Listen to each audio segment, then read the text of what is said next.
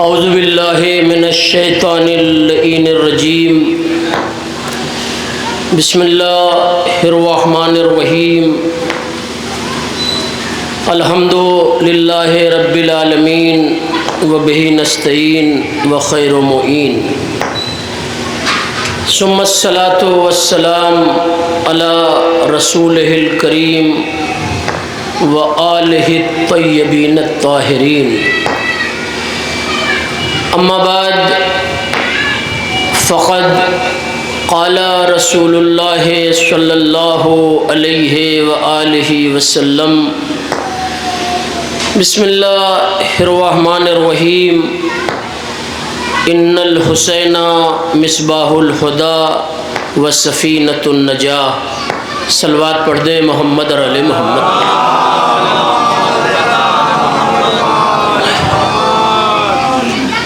عزیزان گرامی، جو مختصر سا وقت اذان سے پہلے فراہم ہو رہا ہے، میں نے اس وقت کو کارآمد بنانے کے لیے پیغمبر اسلام حضرت محمد مصطفیٰ صلی اللہ علیہ وآلہ وسلم کا ایک مشہور ترین فقرہ اپنے بیان کا سرنامہ بنایا اور تھوڑی سی گفتگو حسین ابن علی کے نام پر ہی اپنے سننے والوں کے حوالے کرنا۔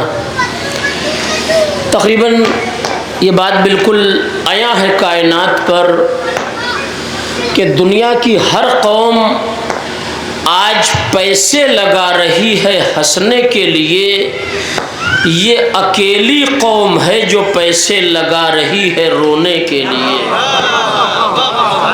توجہ دیں آپ، دنیا کی ہر قوم، آپ چینلز اٹھا کے دیکھ لیں، میڈیا اٹھا کر دیکھ لیں، دنیا کی ہر قوم جو پیسے لگا رہی ہے وہ ہنسنے کے لیے لگا رہی ہے۔ یہ ملت جعفریہ اکیلی قوم ہے جو پیسے رونے کے لیے لگا رہی ہے، اور اگر نظر اٹھا کے دیکھا جائے تو ہنسنے والے مطمئن نہیں ہیں، رونے والے کل بھی مطمئن تھے، آج بھی مطمئن ہیں، کل بھی مطمئن رہیں گے۔ صلوات پڑھ دے محمد اور علی محمد۔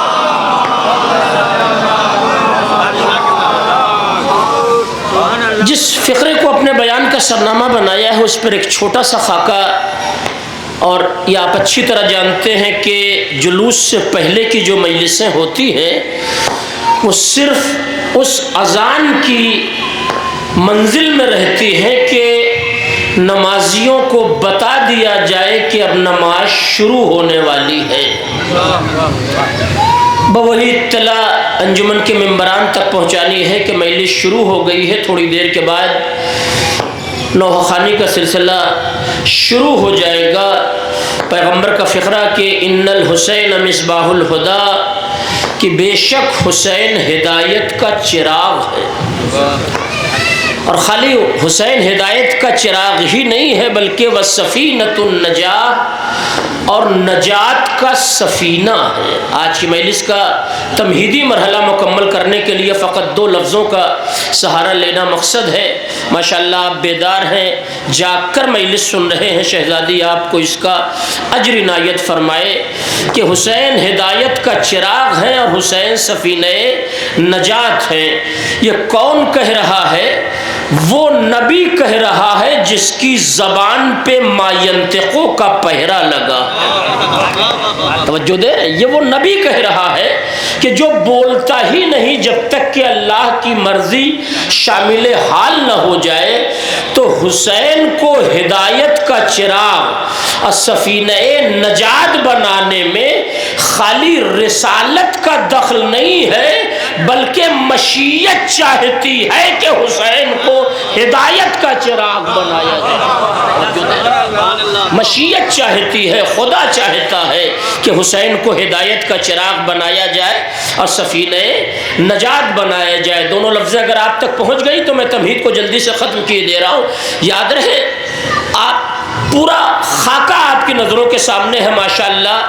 1 مہینے 21 دن سے آپ ذکر حسین سن رہے ہیں، مگر یہ وہ پیاس ہے جو اب تک نہیں بجھی. ہائے ہائے. یعنی ذکر حسین کی پیاس ایسی پیاس ہے کہ 1 مہینے 21 دن سے یہ مجمع جو میرے سامنے بیٹھا ہے کوئی ایسا اس میں نہیں ہے جس نے دن میں نہ مجلس کی ہو، اور اگر دن میں نہیں ہوئی تو رات میں نہ کی ہو.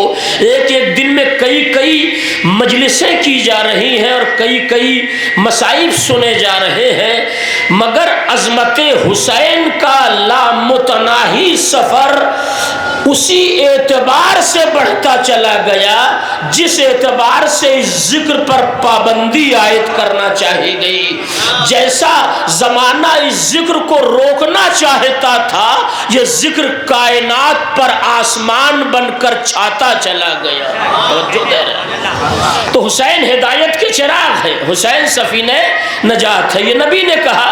اگر نبی نے یہ بات کہی تو میں اتنا کہنے کا حق تو رکھتا ہوں، اب پوری دنیا میں کوئی کسی مذہب سے تعلق رکھتا ہو، اگر اسے نجات چاہیے تو در حسین پر آنا ہے. ہدایت چاہیے تو در حسین پر آنا ہے. حسین کو چھوڑ کر نہ ہدایت ملنے والی ہے نہ نجات ملنے والی ہے.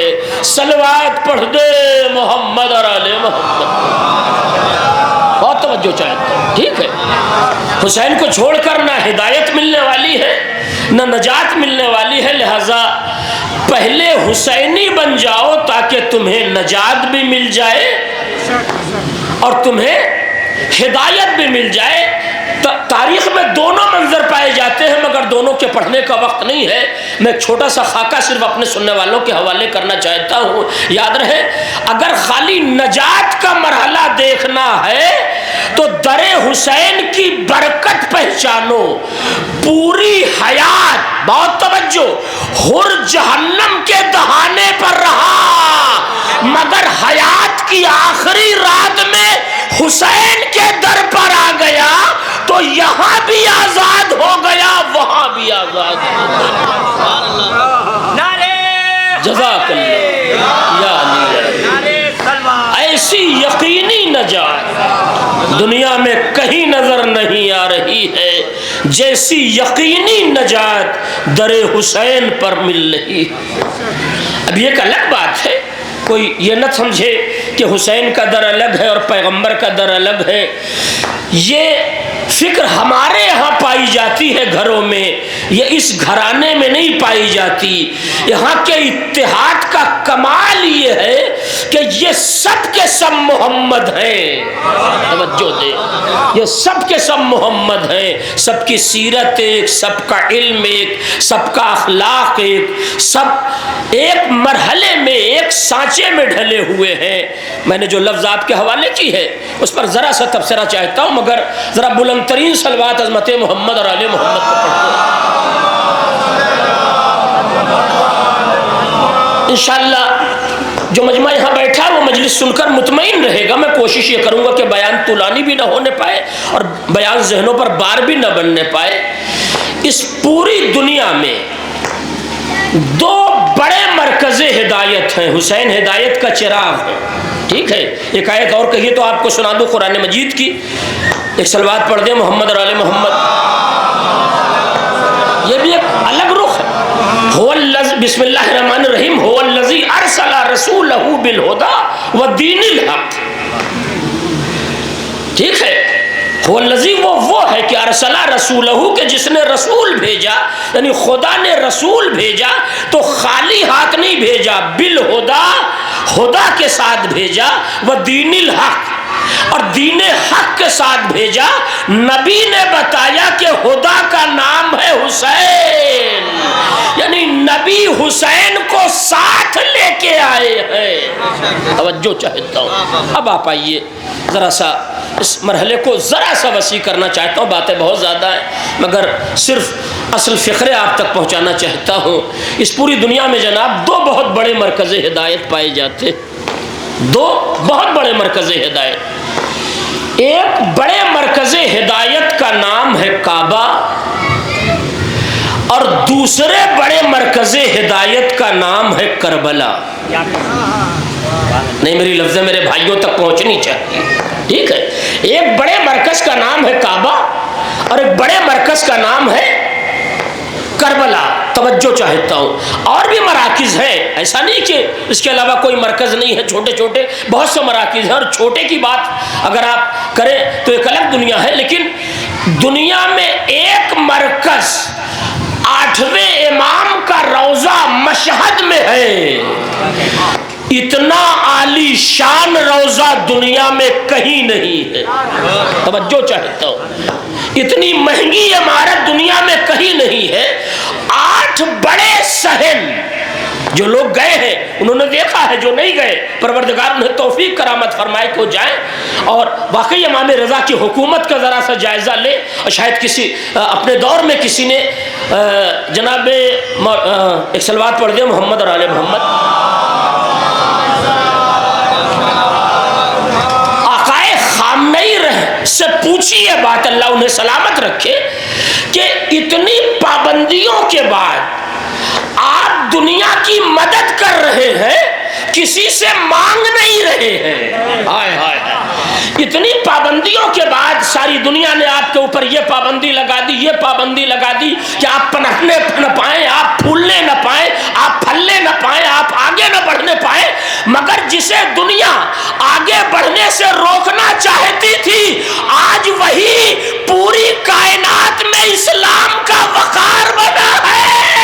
مسلمان کی آبرو بچی ہے تو وہیں سے. توجہ چاہتا ہوں. آج پوری دنیا میں اگر مسلمانوں کا وقار بچا ہے تو یہ وہی سرزمین ہے. کسی نے واقعی آقا خامنئی سے یہ بات پوچھی کہ اتنی پابندیوں کے بعد آپ کسی کے آگے ہاتھ نہیں پھیلا رہے ہیں. کیا بہترین مسکرا کے جواب دیا، اور باب ولا کا مجمع ہے، دلوں کی گہرائی میں اتر جائے گا. کہنے لگے یہ تو اللہ کا شکر ہے کہ اس نے ایک معصوم کو ہمارے حوالے کیا. یہ حکومت اگر قرض لیتی ہے تو 8ویں امام کے روضے سے لیتی ہے. ہمیں دنیا میں کسی کے آگے ہاتھ نہیں پھیلانا. ہمیں دنیا میں کسی کے آگے ہاتھ نہیں پھیلانا ہے. یہ تو بد نصیبی ہے ان ملکوں کی جنہیں کئی معصوم کا روضہ ملا، کئی معصوم کی قبریں ملی، مگر وہ کبھی ان کی غلامی کر رہے ہیں، کبھی ان کی غلامی کر رہے ہیں. صلوات پڑھ دے محمد اور آل محمد. 8ویں امام کی جو زری ہے، ٹھیک ہے، یعنی اوپر جو زری لہر بنائی گئی ہے وہ پوری زری پلاٹینم کی ہے. کاہے کی ہے؟ پلاٹینم کی. پلاٹینم سونے سے مہنگی دھات. پلاٹینم کے مقابلے میں سونا سستا ہے. اس ایک زری کے لیے ایک مدبر کا قول ہے، ایک مفکر کا قول ہے کہ خالی اوپر کی لہر جو پلاٹینم کی ہے اسے اٹھا کر کہیں صرف کر دیا جائے تو ایک شہر بسایا جا سکتا ہے. نہیں، بہت توجہ چاہتا ہوں.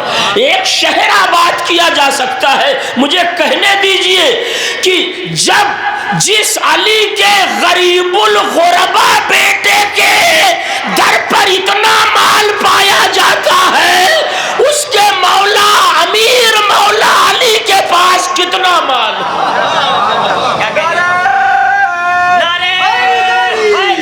یا علی یا علی. شکر گزار.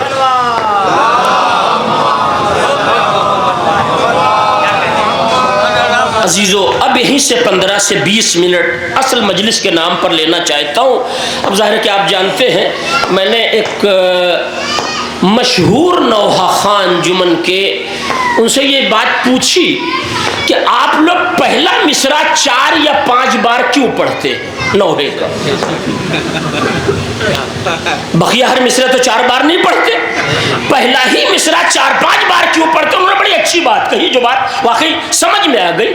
کہنے لگے 3-4-5 بار پہلا مصرع اس لیے پڑھا جاتا ہے تاکہ انجمن کا دستہ ارجسٹ ہو جائے.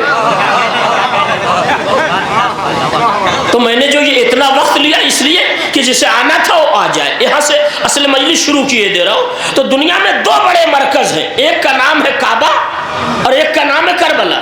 دیکھیے یہاں سے لکھنؤ بہت دور نہیں ہے, بلکہ بنارس بھی دور نہیں ہے. اکبر پور کے لوگ بالکل درمیان میں رکے ہوئے ہیں تاکہ جدھر سے چاہے فائدہ لینا چاہے. نہیں توجہ دے آپ, جدھر سے فائدہ اٹھانا چاہے, لکھنؤ سے فائدہ اٹھانا چاہے وہاں سے اٹھا لے, بنارس سے فائدہ اٹھانا چاہے وہاں سے اٹھا لے. مگر دونوں شہروں کی ذاکری میں ایک بنیادی فرق ہے. اگر کوئی اور خطیب ہوتا تو وہ پہلے کربلا کہتا بعد میں کعبہ کہتا. نہیں, بہت توجہ چاہتا ہوں, مگر میں نے بڑی محتاط ہو کر لفظ آپ کے حوالے کی کہ دو بڑے مرکز ہیں, ایک کا نام ہے کعبہ اور ایک کا نام ہے کربلا. آج کے دور کی ذاکری کا سب سے بڑا المیہ یہی ہے کہ ذاکر منبر پر آنے کے بعد جب تک نہج البلاغہ کو قرآن سے لڑا نہ دے,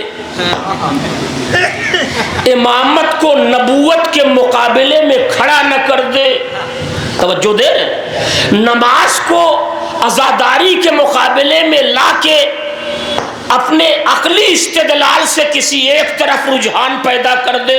بہت محتاط ہو کر فقرہ آپ کے حوالے کر رہا ہوں تاکہ آپ مجھے پکڑنے نہ پائیں, ٹھیک ہے؟ تب تک اس کی ذاکری چل نہیں پاتی ہے نا. وہ انہی مدوں کو منبر پر, یعنی جو لوگ پوری دنیا کو اتحاد کا پیغام دینے آئے تھے, ہم انہی کے درمیان اختلاف ثابت کرنے لگے. توجہ دے آپ, غور فرما رہے. تو پوری دنیا, تو جب تک آج کا ذاکر اس طرح کے مسائل منبر پر نہ چھیڑ دے تب تک معاملہ بنتا نہیں. میں بالکل الگ نہج سے یہ لفظ آپ کے حوالے کر رہا ہوں کہ دو بڑے مرکز ہدایت, ایک کا نام ہے کعبہ, ایک کا نام ہے کربلا. لفظ لے لیجئے, میرے آنے کا حق ادا ہو جائے گا. اللہ نے دونوں میں اتنا اتحاد رکھا, اتنا اتحاد رکھا. ایک صلوات پڑھ دے محمد اور آل محمد. ایک اور صلوات پڑھ دے محمد اور آل محمد. آپ میری طرف متوجہ ہیں. دو بڑے مرکز ہدایت, ایک کا نام ہے کعبہ, ایک کا نام ہے کربلا. اللہ نے دونوں میں اتنا اتحاد رکھا, اتنا اتحاد رکھا کہ حروف تہجی کے جس حرف سے کعبہ لکھا جاتا ہے اسی سے کربلا لکھا جاتا ہے. حروف تہجی کے جس حرف سے کعبہ لکھا جاتا, آج کی مجلس آپ تک پہنچ گئی, اسی سے کربلا لکھا جاتا ہے تاکہ دنیا دونوں کا اتحاد پہچان لے کہ جس حرف سے کعبہ لکھا جاتا ہے اسی سے کربلا. ٹھیک ہے, حضرت علی کو فقرہ میرے سننے والوں کے ذہن میں ہوگا, مجبوراً کہیں کہیں وضاحت کرنی پڑتی ہے ورنہ بعد میں لوگ پکڑ لیتے صاحب آپ نے غلط پڑھ دیا. حضرت علی نے خود یہ بات اپنے چاہنے والوں کے درمیان کہی کہ میں از روئے قرآن چوتھا خلیفہ ہوں. تو لوگ ذرا سا گھبرا گئے کہ سرکار وضاحت کر دے, آپ چوتھے خلیفہ کیسے؟ تو مولا نے کہا میں نے از روئے قرآن کہا ہے, از روئے دنیا نہیں. دنیا کی خلافتیں اور ہیں اور الہی خلافتیں اور ہیں, میری لفظ پہنچنی چاہیے. مولا نے خود وضاحت کر دی. اللہ نے قرآن میں سب سے پہلے آدم کی خلافت کا تذکرہ کیا, اس کے بعد داؤد کی خلافت کا تذکرہ کیا ہے, اس کے بعد ہارون کی خلافت کا تذکرہ ہے, اور اس کے بعد میری خلافت کا مسئلہ میں چاہتا ہوں یہ زمین آپ کے عقیدے پر گواہ بن جائے. بہت توجہ. تو دو بڑے مرکز ہدایت, ایک کا نام ہے کعبہ, ایک کا نام ہے کربلا. کعبے میں کتنی حرفیں ہیں جی؟ جزاک اللہ. کعبے میں 4 حرف ہیں, ٹھیک ہے, کعبے میں 4 حرف ہیں. میں نے کہا مالک تو نے کعبے میں 4 حرف کیوں رکھا, اور بڑھا بھی سکتا تھا گھٹا بھی سکتا تھا. اللہ نے کہا اس میں 4 حرف اس لیے رکھا تاکہ دنیا جان لے خلافت الہیہ کا چوتھا خلیفہ یہی پیدا ہوا ہے.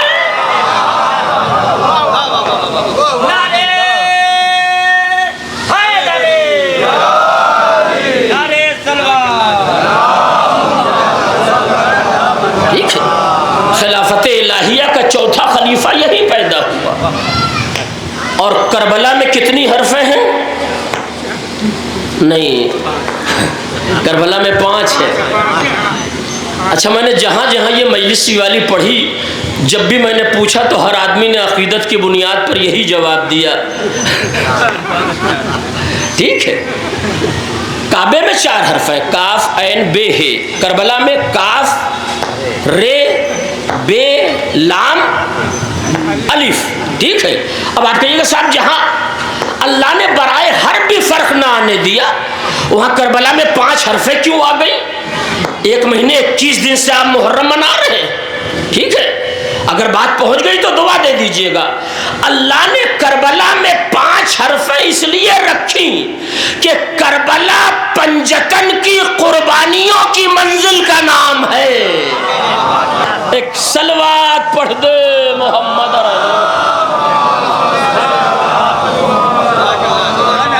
شکر گزار ہوں حضرات، وقت ساتھ نہیں دے رہا ہے، بات ادھوری رہ جائے گی، مگر پھر بھی جہاں تک ممکن ہے۔ اچھا، یہ بات بھی آپ نے سنی ہوگی، دنیا کے تمام عزاداروں کی مینٹیلیٹی کیا ہے، برا نہ مانیے گا، میں بھی اسی میں شامل ہوں، کہ جب مجلس ہمارے ہاں ہو رہی ہو تو ہم چاہتے مولانا 1.5 گھنٹے سے کم نہ پڑھیں، اور جب ہم شرکت کرنے جاتے ہیں تو ہم چاہتے مولانا خالی اگر پالہا چھو کے چلے آویں، تو ان سے اچھا کوئی خطیب نہیں ہے۔ توجہ دے آپ، مگر ظاہر ہے کہ اذان سے پہلے مقامی انجمن کو غالباً پڑھنا ہے، اس کے لیے مجھے 10 سے 15 منٹ فراہم کرنا ہے، لہذا آخری 2 لفظ سن لیں، اور یہی پوری مجلس کا نچوڑ ہے کہ 2 بڑے مرکز، ایک کا نام ہے کعبہ، ایک کا نام ہے کربلا۔ اب یہاں سے بہت سنجیدہ ماحول میں، بغیر چیخے، بغیر چلائے، بغیر ممبر پر اچھلے ہوئے، بغیر کودنے کے، بغیر باتیں اپنے سننے والوں کے حوالے کرنا چاہتا ہوں کہ ان دونوں مرکزوں کی منزل پہچانے۔ کعبہ جانے کے لیے ہمارے قبلہ بیٹھے، ہمارے طلاب بیٹھے ہیں، ان سے پوچھ لیجئے گا، اور خود ہمارا مجمع اتنا پڑھا لکھا ہوتا ہے کہ جتنے پڑھے لکھے اس دور میں دین کے راہبر نہیں ہوتے تھے، اس سے کہیں زیادہ ہمارا مجمع پڑھا لکھا ہوتا ہے، بہت توجہ چاہتا ہوں۔ ٹھیک ہے، کعبہ جانے کے لیے اللہ نے شرط رکھ دی ہے۔ اچھا، یہ بھی بتا دوں کہ یہ مجلس میرے اوپر قرض تھی بدل بھائی کے ذریعے سے۔ 1 سال بہت پہلے میں نے وعدہ کیا، میری ٹرین 12 گھنٹہ لیٹ ہو گئی، میں نہیں آ پایا، تو اتفاق سے اس بستی میں اس وقت آیا جب یہ حج پہ جا رہے تھے، تو ان کے حج پہ جانے کی مجلس میں نے ہی پڑھی تھی۔ ٹھیک ہے، لہذا بات وہیں تک آ گئی۔ کعبہ جانے کے لیے اللہ نے شرط رکھی ہے، شرط کیا ہے وہ بھی آپ سن لیں۔ حرم میں قدم رکھنے کی بنیادی شرط ہے کہ جب تک کوئی کلمہ نہ پڑھ لے۔ نہیں، مجھے نہیں معلوم آپ کتنا بیدار ہیں، مجھے مجلس پڑھنی تھی، میں نے پڑھ دیا۔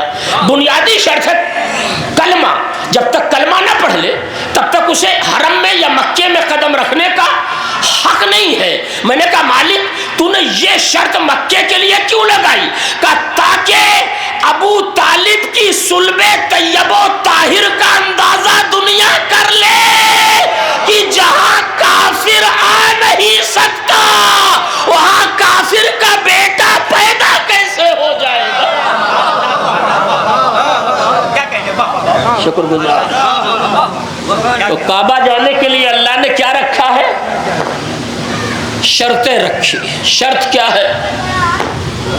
کلمہ پڑھ لو، خالی مجلس یاد کر کے کعبہ نہیں جا سکتے۔ توجہ چاہتا ہوں، پہلے کلمہ پڑھو تب وہاں تک جاؤ گے۔ یہ پوری دنیا اس روئے زمین کا پہلا شہر ہے جہاں آدمیوں کے لیے نو انٹری کا بورڈ لگا ہے، بقیہ ہر جگہ گاڑیوں کے لیے نو انٹری کا بورڈ لگتا۔ توجہ دے رہے، آپ نے دنیا دیکھی ہے، ایسا نہیں، اب تو دنیا موبائل پہ آ گئی، پوری دنیا میں گاڑیوں کے لیے نو انٹری کا بورڈ لگتا ہے نا۔ دعا چاہتا ہوں، یہ پہلا شہر مکہ جہاں آدمی کے لیے نو انٹری کا بورڈ لگا۔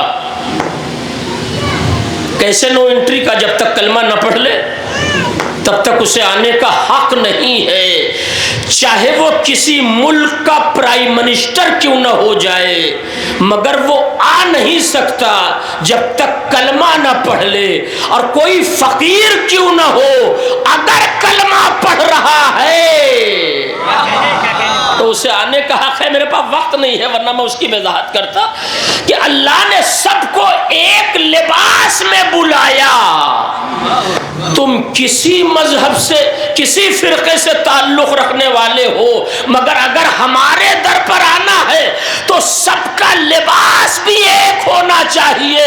मैंने कहा मालिक ये लिबास क्यों एक रहे? कहा पहले लिबास तो एक हो जाए, किरदार तो एक हो ही जाएगा। अगर काबे को पहचान लिया,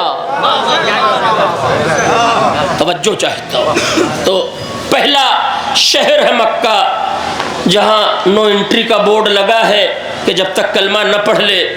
अपनी मजलिस का सबसे कीमती फ़िक्रा आपके हवाले कर रहा हूँ। बार बार घड़ी देख रहा हूँ कि वक्त के साथ खयानत न होने पाए। ठीक है, जब तक कलमा न पढ़ ले तब तक उसे मक्का आने का हक नहीं।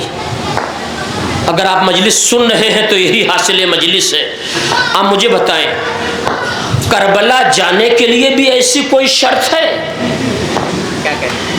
ये बात जहन में रहे कि अंबिया शरीयत लाए हैं, शरीयत बनाया नहीं। आज का मौलवी मिंबर पर शरीयत बेच रहा है। बड़ी जिम्मेदारी से ये बात आपके हवाले कर रहा हूँ। आज का मेरे जैसा खतीब, मैं किबला की बात नहीं कर रहा हूँ, ये मिंबर पर बैठकर दीन बेच रहा है, शरीयत बेच रहा है। तो नबी लाने वाले हैं, शरीयत बनाने वाला कौन है? खुदा। तो खुदा ही ने ये शर्तें रखी कि मक्के कोई आ नहीं सकता, हरम में कोई दाखिल नहीं हो सकता जब तक कलमा ना पढ़ ले। मगर करबला से ये सारी शर्तें हटा ली। आज का पूरा निचोड़ मैंने आपके हवाले कर दिया। इंशाअल्लाह 2 महीने, 1 महीने 20 दिन गुजर गए हैं, 21वां दिन चल रहा है। आज की मजलिस आपके जहनों में महफूज रह जाएगी। मैंने कहा मालिक तूने करबला से शर्तें हटा क्यों ली? यहाँ यहूदी आना चाहे आ जाए, यहाँ ईसाई आना चाहे आ जाए। आप नेट उठा के देखिए ना, इस साल चहलुम में, अभी कल न चहलुम करबला में हुआ है, तकरीबन गैरे बिरादरी के 70 अफराद से ज्यादा शिया हो गए खाली करबला आने की बरकत से। बहुत तवज्जो चाहिए।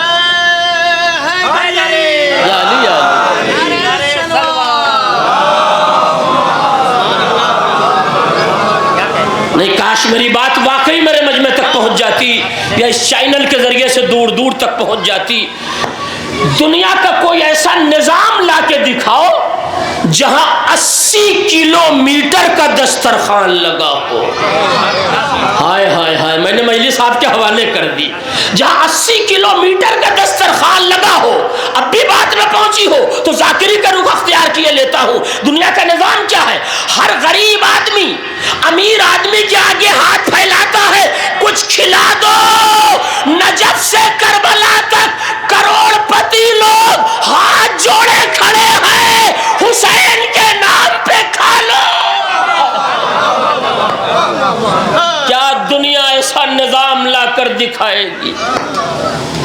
और बिल्कुल नया मरहला जो इस वक्त दुनिया में गर्दिश कर रहा है, ये दुनिया के सारे ममालिक करबला को देखकर दंग रह गए। 2 से 2.5 करोड़ का मजमा, और इतने मजमे को संभाल के रखना, तवज्जो चाहता हूं। ठीक है, उसपे एक नजरिया भी है नेट पर कि ये इतना बड़ा मजमा जो करबला आ रहा है, अगर इनके आने और इनके एहतमाम में जो खाना खिलाया जा रहा है, जो जूस बांटा जा रहा है, जो पानी पिलाया जा रहा है, खाली चहलुम के मौके पर दूर दूर से आने वाले और करबला में सर्फ होने वाले पैसे को 1 साल रोका जाए तो 1 मुल्क आबाद हो जाएगा। सलाम करो हुसैन इब्ने अली والی کو جو آج بھی پوری دنیا کو خیرات دے رہا. بہت توجہ، مسئلہ حل کر دوں جلدی سے، وقت بڑی رفتار سے آگے بڑھ رہا ہے. کہ کربلا جانے کے لیے ساری شرطیں اللہ نے ہٹا لی. یہاں یہودی آنا چاہے، یہاں عیسائی آنا چاہے، یہاں نان مسلم آنا چاہے، یہاں جو آنا چاہے، سب کے لیے کربلا نے آغوش کو پھیلا کے رکھا ہے. نہیں، یہی مجلس ہے. ہر آدمی کعبہ نہیں جا سکتا، مگر ہر آدمی کربلا جا سکتا ہے نا. کیوں میرے مالک، تو نے یہ قانون بدل کیوں دیا؟ شاید خدا جواب دے. یہ شاید کا مطلب میری لفظ ہے کہ میں نے کربلا سے شرطیں اسی لیے ہٹائیں تاکہ تم پہلے کربلا آؤ تو کربلا تمہیں کعبے تک جانے کے لائق بنا دے گی. اگر تم کربلا آ کے کعبہ جاؤ گے تو ہاتھوں میں اسلحہ نہیں ہوگا، خاک شفا کی تسبیح ہوگی. کربلا آ کے خانہ کعبہ جاؤ گے تو تمہارے سامنے حر کا کردار بھی ہوگا. مجلس ادھوری رہ گئی جس کے لیے مجھے واقعی بڑا افسوس ہے. میں آپ سے معذرت چاہتا ہوں. یاد رہے میرے عزیزو، یہ قوم ہر سال کربلا مناتی ہے. قبلہ آپ کی طرف سے یہ فقرہ میں ان سامعین کے حوالے کیے دے رہا ہوں. کربلا آج بھی فریادی ہے چچا. نہ کربلا پڑھی جاتی ہے، نہ کربلا سنی جاتی ہے.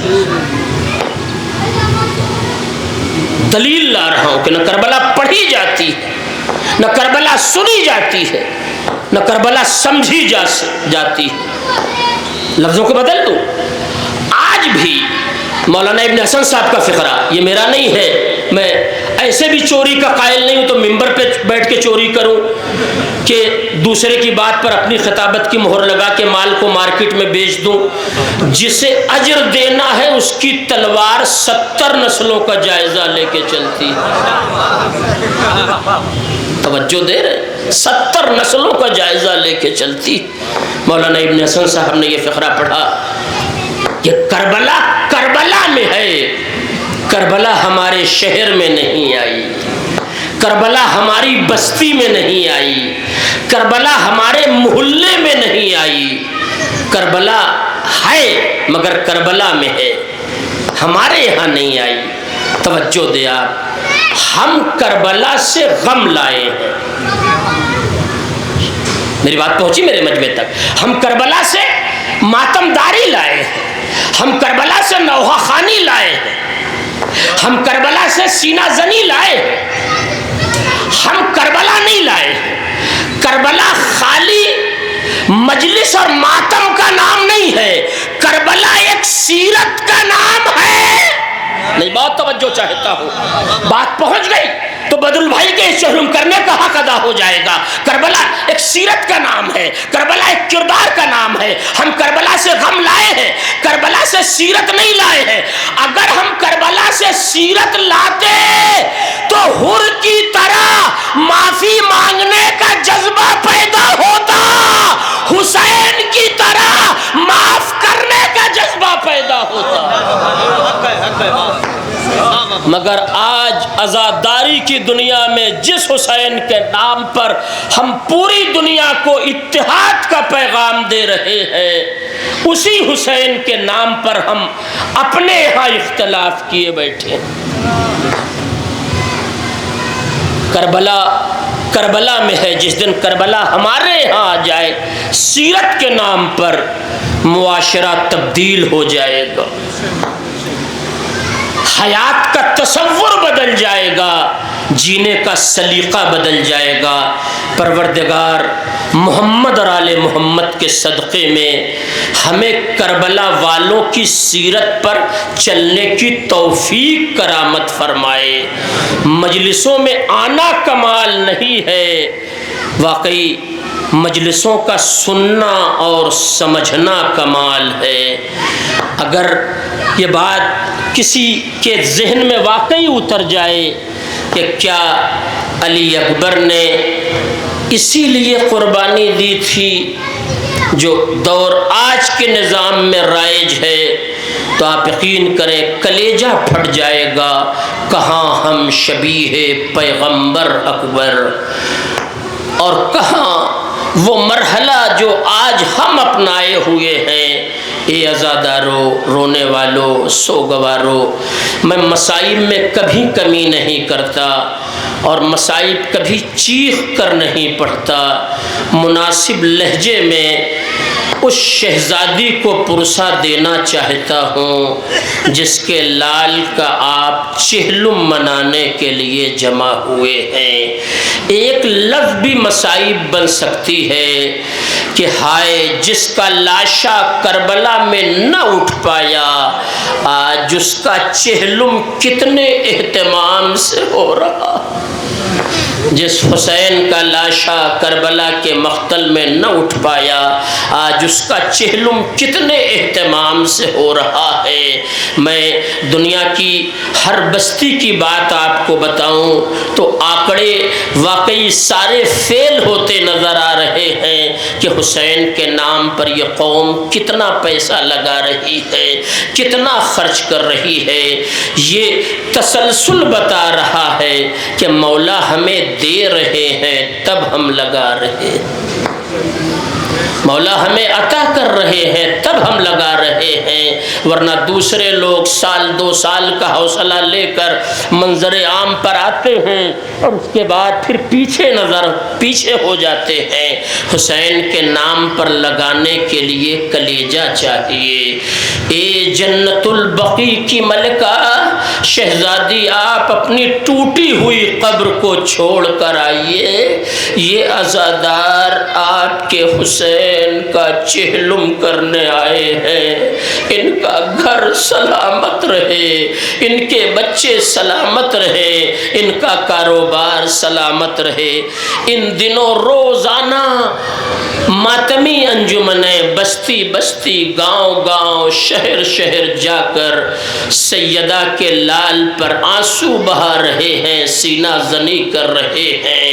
اے شہزادی، اگر اتنے دنوں کے درمیان ہماری انجمن کے کسی بچے سے کوئی غلطی ہو گئی ہو تو آپ کو علی اکبر کا واسطہ، آپ کو آپ کے لال عباس کا واسطہ، ان خطاؤں کو دامن عفو میں جگہ دیجئے گا۔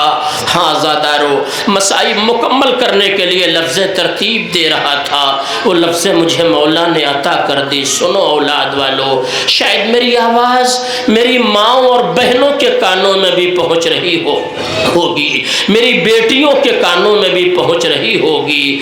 جب اپنی 4 سال کی بچی کو پیار کیا کرو تو مظلومیت رباب کو یاد کر لیا کرو۔ تمہارے سامنے تمہاری پھول جیسی بچی کو کوئی ڈانٹ نہیں سکتا، تماچے لگانا تو دور کی بات ہے۔ ہائے وہ رباب کربلا سے شام تک یہ منظر دیکھتی رہی، شمر سکینہ کو تماچے لگا رہا ہے، ماں کی آنکھوں میں آنسو آ جاتا تھا۔ جزاک اللہ، آپ کی آنکھوں میں آنسو آ گیا۔ کئی افراد کے آنسوؤں کا گواہ تو میں خود ہوں، آواز چاہے نہ بلند ہو مگر تقریباً بیشتر آنکھوں میں آنسو آ گیا۔ آج کی مصائب کی ترتیب کا یہ فقرہ جس پر مصائب کو مکمل کر دوں گا۔ اے عزادارو، حسین کا چہلم 1 سال کے بعد صحیح، زینب کربلا حسین کا چہلم منانے آ گئی۔ اے عزادارو، آج تک کسی ذاکر نے نہ پڑھا کہ سکینہ کا چہلم کب منایا گیا۔ جزاک اللہ، خدا ان آوازوں پر اپنی مخصوص رحمتوں کو نازل فرما۔ میں نے کہا نا، میں بہت زیادہ چیخ کے مصائب نہیں پڑھتا، آج تک کسی ذاکر نے نہیں پڑھا کہ سکینہ کا چہلم کب منایا گیا، کیسے منایا گیا۔ ہاں، 2-3 منظر اسی سے متعلق اور اس قافلے کا کربلا آنا جو آپ کل بھی سن چکے ہوں گے، آج پھر سن لیجئے۔ اے عزادارو، جب جب اس قافلے کو رہائی کا پیغام ملا اور چوتھے امام کو دربار میں بلایا گیا، حداد یعنی زنجیروں کا کاٹنے والا بلایا گیا کہ ہم نے رہا کر دیا، آپ چاہے یہاں رہیں چاہے مدینے چلے جائیں۔ حداد چوتھے امام کی زنجیروں کو کاٹ رہا تھا۔ سنو اولاد والو، یہ دنیا کے پہلے قیدی ہیں جنہیں قید سے رہائی کے بعد خوشی حاصل نہیں ہوئی۔ زنجیریں کاٹتا ہوا حداد سمجھ رہا تھا کہ آج تو امام مسکرا دیں گے۔ چہرے کی طرف دیکھا، کیا دیکھا؟ بے انتہا آنسو آنکھوں سے بہ رہے ہیں۔ وہ رک گیا، مولا شاید آپ کو تکلیف ہو رہی ہے۔ مولا نے کہا نہیں۔ کہا پھر آپ اس طرح سے بلک بلک کے کیوں رو رہے ہیں؟ سنو عزادارو، چوتھے امام نے رو کے کہا بھائی اس رہائی کا کیا فائدہ؟ کہا کیوں آقا؟ کہا جس سکینہ کے دل میں سب سے زیادہ وطن جانے کی خواہش تھی، جب وہی سکینہ نہ رہی۔ جزاک اللہ، جزاک اللہ، حق گریہ ادا ہو گیا۔ آپ کی آوازیں بلند ہو گئی۔ پروردگار یہ مجمع مجلس حسین میں آیا ہے، یہاں سے اپنی جھولیاں خالی نہ لے کے جانے پائے۔ میں اپنے اعتبار سے خالی اپنے آپ کو فضائل کا نہیں مصائب کا ذاکر مانتا ہوں۔ اے عزادارو، رونے والو سنو، اس قافلے کو رہائی کا پیغام مل گیا۔ چوتھے امام زندان کے باہر کھڑے ہوئے ہیں، تصورات میں ڈوبے ہوئے ہیں۔ محملیں لائی جا چکی ہے، تصور پڑھ دوں تو کلیجہ پھٹ جائے۔ چوتھا امام ہمارا سر جھکائے صرف اس تصور میں ڈوبا ہے کہ آج اگر سکینہ ہوتی تو میرے پہلو میں کھڑی ہوتی، مجھ سے کہتی بھیا جتنی جلدی ہو سکے قید خانہ چھوڑ دے میرے بھیا، ایسے راستے سے چلو جہاں ہمیں کربلا مل جائے، شمر کے تماچوں کے نشان چچا کی قبر پر سکینہ دکھائے گی۔ جزاک اللہ۔ ہاں زادارو، معذرت ہے، ایک دو منٹ زیادہ ہو جائے تو مجھے معاف کر دیجئے گا۔ ہر چیز روایت میں نہیں ہوتی، مرثیوں کی دنیا میں، نوحہ خوانی کی دنیا میں بھی کچھ خیالات ہیں۔ یہ خیال پہلی بار میری نظر سے، میری سماعت سے گزرا۔ ایک نوحے میں، اے عزادارو رونے والو سوگوارو سنو، رہائی کے پیغام کے بعد چوتھے امام نے اپنے آپ کو قبر سکینہ پر اسی طرح گرا دیا جیسے کربلا میں حسین نے اپنے آپ کو لاش اکبر پر گرایا تھا۔ جزاک اللہ۔ یہ قافلہ چلنے کے لیے تیار ہے، مگر کوئی بھی زندان سے باہر نکلنے کے لیے تیار نہیں ہے۔ کوئی دیوار زندان کو پکڑے ہوئے رو رہا ہے، کوئی در زندان سے لپٹا ہوا رو رہا ہے، کوئی بی وسط زندان میں ایک ننھی سی قبر کے پاس بیٹھ کر فریاد کر رہی ہے، اے سکینہ یہ ماں مدینے کیوں جائے بیٹی؟ جزاک اللہ۔ ایک لفظ پڑھ دوں مصائب تمام کر دوں۔ آج رہائی کا پیغام مل گیا، مگر کوئی قافلے کی کوئی فرد زندان سے باہر نکلنے کے لیے تیار نہیں ہے۔ ایسا لگتا ہے اس قافلے کی ساری خدائی اسی قید خانے میں رہ گئی، ختم ہو گئی مجلس۔ آج زینب چہلم کر لے، کربلا آ گئی۔ اب یہ مقتل کا فقرہ، جیسے ہی سرحد کربلا میں زینب نے قدم رکھا، اپنے آپ کو محمل سے گرا دیا۔ بھیا تیری بہن آئی ہے حسین، مگر زینب شرمندہ ہے، تیری امانت ساتھ نہ لا پائی بھیا۔ جزاک اللہ ختم ہو گئی مجلس، آپ رو چکے، میں پڑھ چکا، بہت ضبط کر کے مصائب پڑھتا ہوں۔ اے عزادارو، بڑی دیر تک بہن بھائی کی قبر سے لپٹ کر حق کے چہلم ادا کرتی رہی، فریاد کرتی رہی، بس آخری لفظ۔ ایک بار زینب نے سید سجاد کو دیکھا، ایک فقرہ کہا، اے میرے لال ذرا پھوپھی کو بتاؤ میرے غازی کی قبر کہاں ہے بیٹا؟ میرے لال ذرا مجھے بتاؤ میرے شیر عباس کی قبر کہاں ہے؟ چوتھے امام نے بتا دیا، علی کی بیٹی حسین کی قبر چھوڑ کر قبر عباس پر آئی، زینب بیٹھ گئی۔ اے بھیا، زینب خود نہ بتائے گی زینب پہ کیا گزر گئی، اگر دیکھنا ہے تو دیکھ لو، بازوؤں سے ردا ہٹانی چاہیے۔ قبر عباس میں زلزلہ آنے لگا، قبر حسین سے آواز آئی، اے سجاد، زینب کو روک لے بیٹا، بازوؤں پہ نیل کا نشان میرا بھیا نہ دیکھ پائے گا۔